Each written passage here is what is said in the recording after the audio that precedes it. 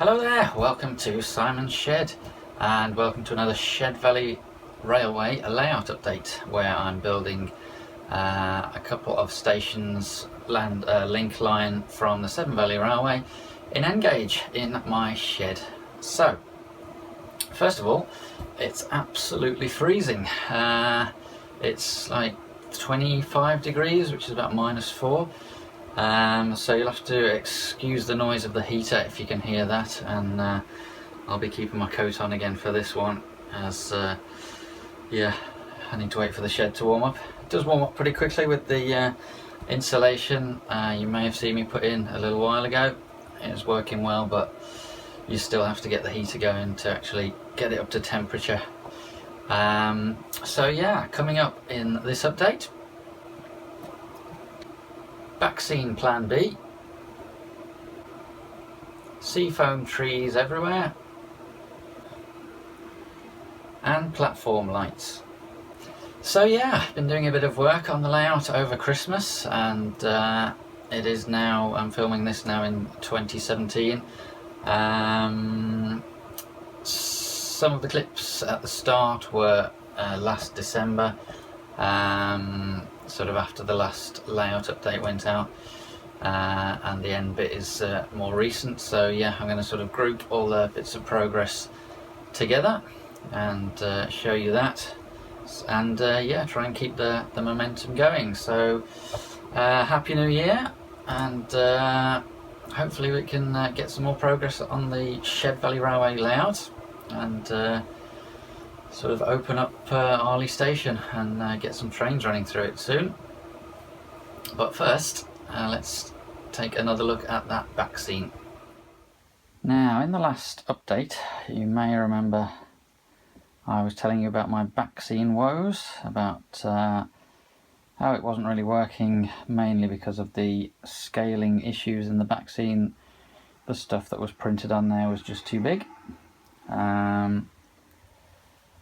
Looking back at it on the video, it actually didn't look too bad, but I wasn't happy with it anyway, and there were a number of issues with it, so that has gone now. So let me tell you about plan B. What I've done is I've got my old tin of Dulux mineral mist back out, which I used as the base for this board, and I've just gone all the way along. I haven't taken the masking tape off the top yet, so we should get a nice straight line once that's off, but for now that's as you can see, still drying. So I've gone all the way along there. There will be, I believe, in the current plan, a backboard separate across here, so it'll be in front of these tracks here, hiding those tracks, just because here we will have the river, so there'll be water, that'll be the water level, so I have to put something as a back scene at the water level and either try and make it look like it curves round, or maybe even try and represent the river carrying on the back scene. So there'll be a board going all the way across there, which is why I haven't painted that back wall, and that will join up about there-ish. I might try and curve it in, we'll see how that goes. And why not? I may as well carry on all the way around here too. So that's the sort of base of it. Then the idea is I might add some more sort of colours to it, like I've done with either with acrylics like this, or maybe with the airbrush, and try and airbrush a few clouds on. I'll do a few experiments, but the main idea is I've got some pictures of fields, and what I'm going to do is cut in various shapes, so maybe cut down there and sort of sloping down, and then stick that on somewhere, and then stick a different bit of a field in front of it and sort of layer it up. And obviously this is the most distant one here, so ignore the sky completely. It'll be cut around these trees as best I can, and it'll probably only be this little bit here, so you can ignore all of this, and I'm going to chop all of that out. The same with the other two. So if I want to represent a field that's a bit closer, I can cut some out of the bottom, because those are obviously bigger blades of grass closer to the camera. And if I want to represent a really distant field, I can cut a strip out of here and yeah, sort of layer it onto there, and hopefully get a nice 3D effect.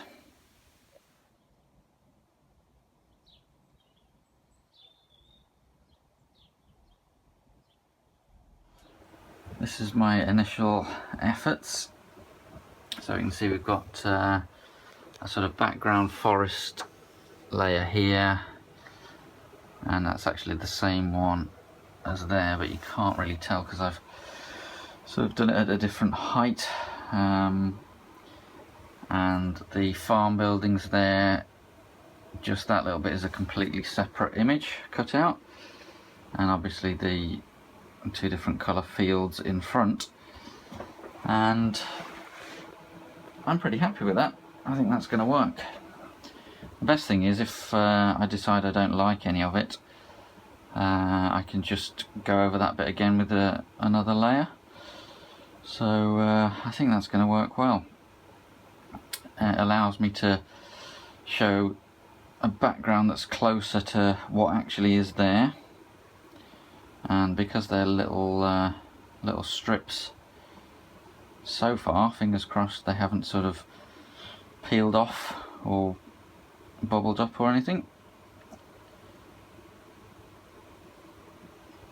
So yeah, so far so good. I've also added a few more details to here, stuck the trees down, and I need to measure that hedge because I need to check the distance from the platform to that hedge line there, which should be 20 meters. So I need to figure that out in N gauge, because it looks a bit big at the moment to what I remember it being like at Arley. And also done a little fence along there, but I'll show you how I made that in a separate video. I'm going to do a separate video on that and go into the whole detail of how I made that sort of post and wire fence. And yeah, I'm just going to keep moving on down this way, adding more detail. I think the next major thing to do is figure out the road off this bridge. Got some various photos for inspiration, mainly that one, in terms of how the road should look. So we'll have a road going off there, and we'll have a ramp down onto the platform. That's the next major sort of structural bit to do. And there's a couple more purchases from Worley. Just some fire buckets and some benches for the platforms. I'll probably need a lot more than that, but it's a start. That's much more like it. So I've moved the hedge back, measured it properly. It was along that little line. You can still see there where the glue's drying, where I put some more static grass down to sort of hide where the hedgerow was, and it's now there, which is to scale where it should be, and it immediately looks more like Arley to me. I think it would have made a big difference because this whole area is sort of full of trees and sort of landscaped bits. So yeah, it does immediately look a lot better. Obviously need some more hedgerow, so I'll make some more of that, and that hedge runs right up to the road. So I'll let that dry and go and make some more hedgerow and some more trees, I think. Yes, trees, specifically seafoam trees, which I think are my new favourite thing. This is glycerine, it's used in cake making, and you need 20 millilitres of it in a bowl of warm water. So yes, this is another Worley purchase from Penduke Models, who gave me some very helpful advice on how to sort of prepare the seafoam to make it easier to make some good trees. So I'd already tried this with another batch.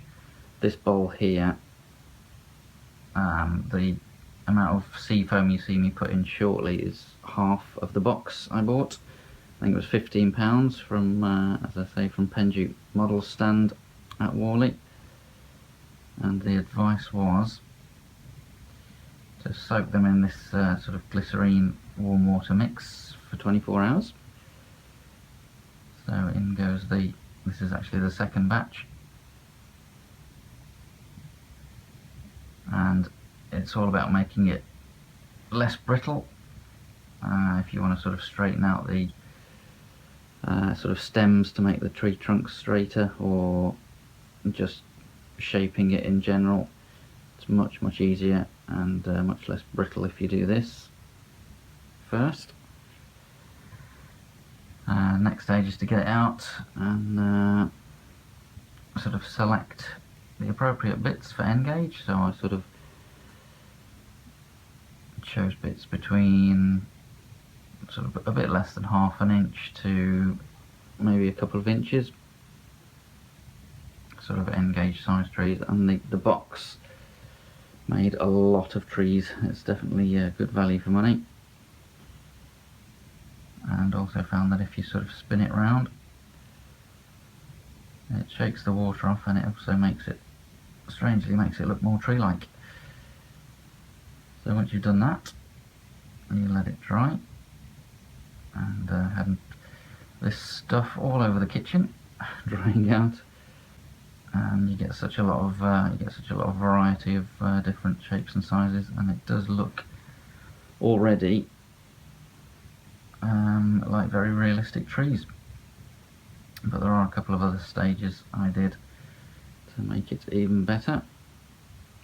This one needs cutting down, but you get the idea.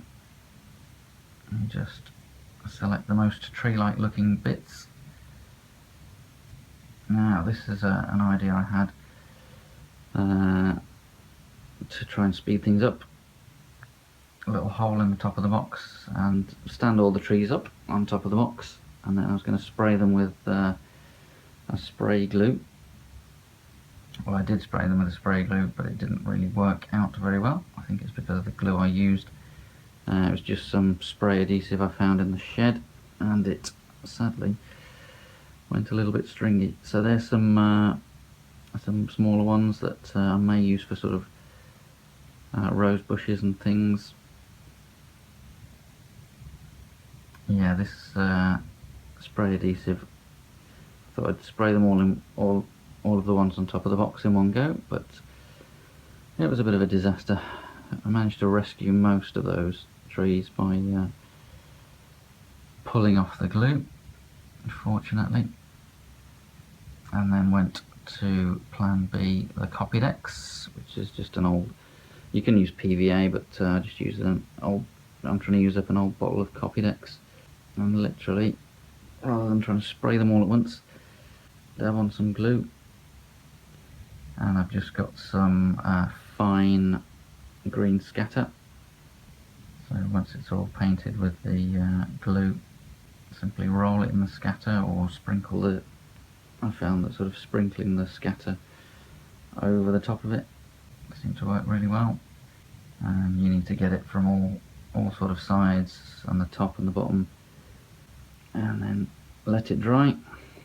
And then I found most of them I needed to dab the glue on again and do this process again to get a nice full tree-like look. But you can see already, to me, that's looking pretty good.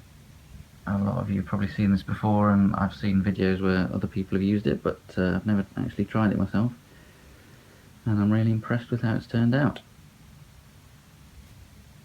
And my other brainwave was to keep them all bundled together and store them on a big long string of sellotape. So those are the finished trees.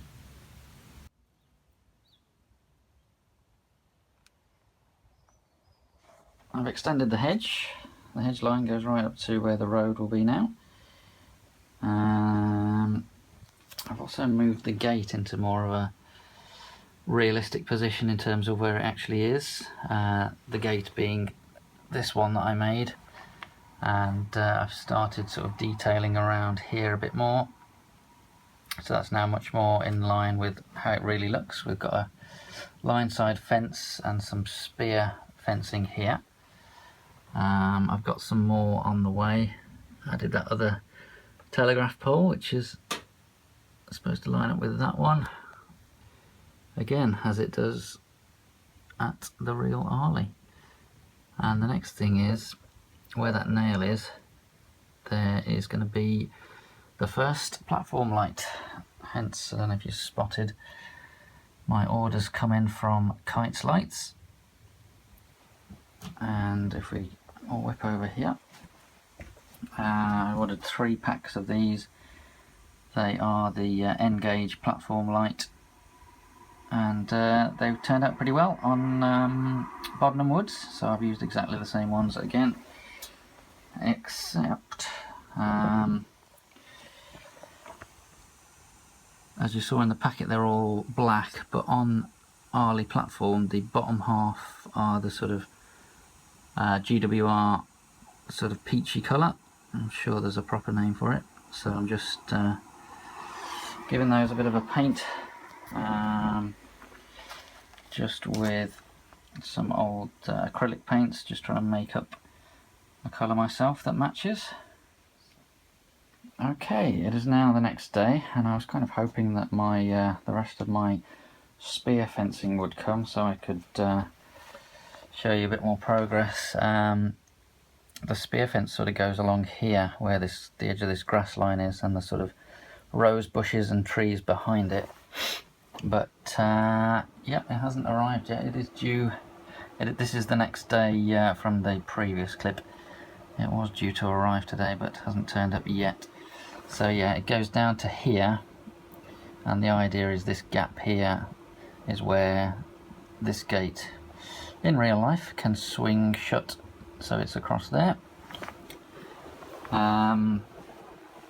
But yeah, I think I'll just do a bit of a sum up, and because this update's getting quite long, so we're ready to go with lots of trees. I've now moved the trees into storage up there, and there's a lot ready to go over there, so that shouldn't hold us up. I'm going to try and use some of the little tiny trees, or chop some bits off the bigger ones, and have a go at making some rose bushes, as I mentioned, for there. Just literally cut the tree into the right shape and dot some sort of pink dots of paint on it and see how it turns out. So I can do that. The lights, I can carry on a bit more with those. I've now painted those all up in, I think they need some of them, where's it gone? Need a bit, maybe need another coat, we'll see. But they're all painted, and as you can see, I've been experimenting with the light hub from the Woodland Scenics Just Plug system. I think what I'm going to do is I need to plan this out properly, because there's no lighting wiring at the moment, so I've been having a think about that. As I say, I think I'm going to try and plug them into the Just Plug light hub, even though they're LED lights, but they're from Kites Lights, as I said. Obviously not Just Plug lights, so they've just got bare wires at the end. But you can buy the plugs, so might do a few experiments and try maybe even wiring up more than one platform light to one socket, see how many it can take. I shouldn't need. They do provide the resistors, Kite's lights. They send a resistor for each one if you want to wire it up to a 12-volt system, but with the adjustable voltage here, I won't need that because I can just turn it right down and increase it slowly. And as I say, I might try and find out what happens when you wire multiple up to one socket. Then, obviously the platform lights will go along there, and I'm going to try and pull the wiring sort of this way. Now the light hub itself, I'll probably just screw that somewhere under here, because once you've adjusted the brightness, you shouldn't really need to touch it again. We've got power there, so it can power the light hub nice and conveniently. Then we've got the switch coming out of the control port of the light hub. What I might do with that, it's sort of that long, about a metre maybe, is try and lengthen that and maybe trail just the switch wire around to here, this sort of area, which is obviously where my sort of control centre is going to be. So I'll be able to switch on and off the lights from the same place as the iPad is being used. I think that'd be good, but I don't think it's worth extending all of the lighting wires all the way around the layout just to do that, because I shouldn't ever really need to mess with that once it's set up. So that is the plan for the next bit of progress on the layout. Hope you enjoyed the update, and thanks very much for watching. I'll see you soon.